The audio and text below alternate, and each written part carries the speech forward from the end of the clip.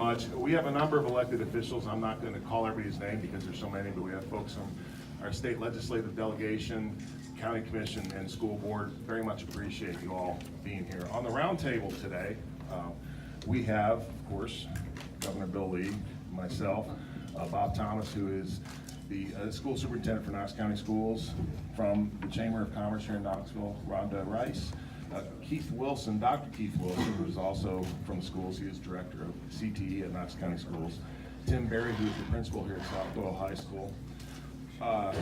Doug Kennedy with Johnson and Galen. Meredith Huff with Harrison Construction. Roger Cunningham from the bed store. Evidently, he does not have a bed long enough to fit me. Mike Levine, Y12 Research Complex. Wayne Griffin from Walker's Collision. Hank Hodge from Holston Gases. Jim McDaniel from Denso, and Kathy Crookshanks from Schaffner and Althoff.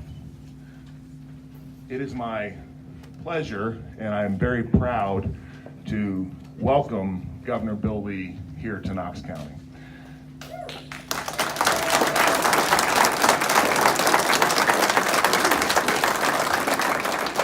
The fact that Governor Lee is here on his first trip as governor to Knox County to discuss career and technical education illustrates his deep commitment to expanding career and technical education opportunities, especially for our young people. This will equip many more of our young folks with the skills and the tools that they need to succeed.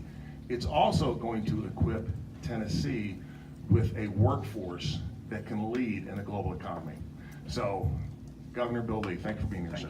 Thank you. Thank you very much, Mayor, and so many elected officials and leaders and educators and folks that are most interested in those kids that we just got through talking to on our tour. And of all that we're doing here right now, we have to be reminded that it is about the children and the future of those kids. That's why we're here, that's why we're engaged in this, and that's why we're talking about it. Congratulations to South Doyle High School for having a remarkable vocational technical program. I went around for 2 years. People asked me about what's it like being on the job. I went around for 2 years talking about things that I thought were really, really important, and now we're actually getting to do them.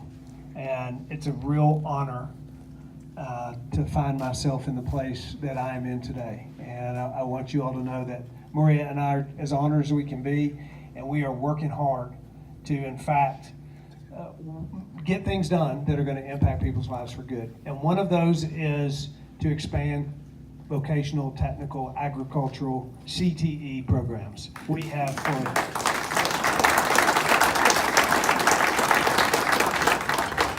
This high school is an unusual one in that it has such a developed program, but we have for decades slowly but surely diminished our educational system, diminished the approach to vocational, technical, and ag, and we need to turn that around. We do need high schools to look different all across Tennessee, and I believe that they will, and it's something I'm passionate about. You know, I worked in HVAC and plumbing and electrical business for 35 years and employed hundreds of men and women.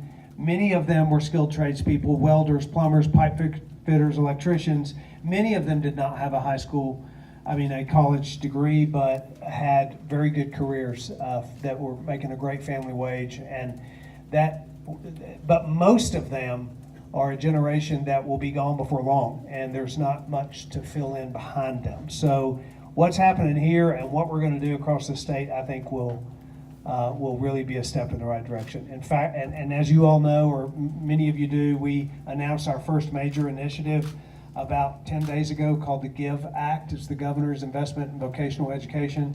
We're putting a significant financial commitment toward developing CTE programs in the first year in 25 different districts.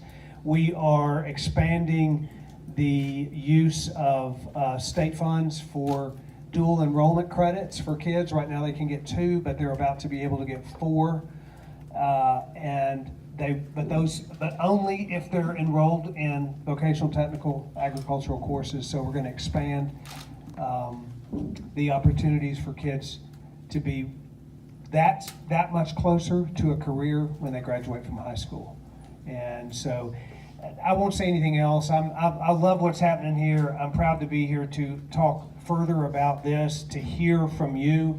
This is something I'm passionate about, many of you are, so hopefully today this will be about hearing from you about what we can do and how we together can create an environment where more kids in Tennessee can succeed. And this will be my closing remark about education system. We all know that education is more than a test score. It is about preparing a child for success in life. And that is why what we're doing here is so important. So thank you for holding this roundtable, and thank you for having me here. Thank you, sir. I guess I'd actually like to start off with a question.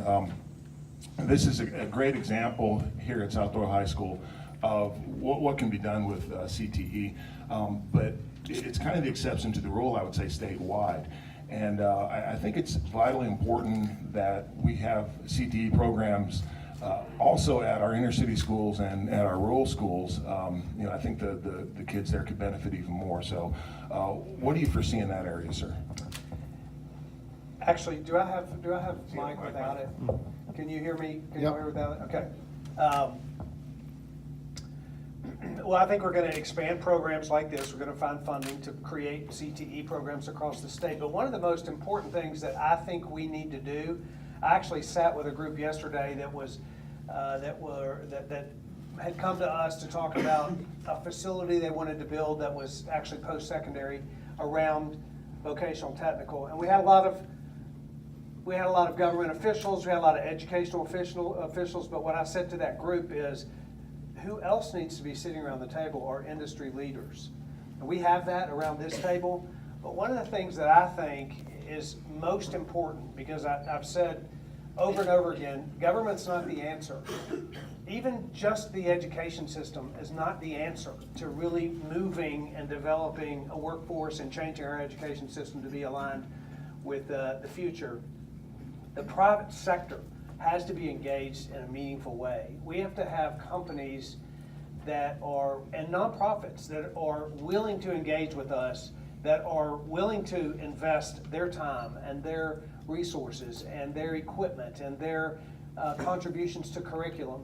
Because if private industry is going to be the beneficiary of workforce development, they ought to be a part of it.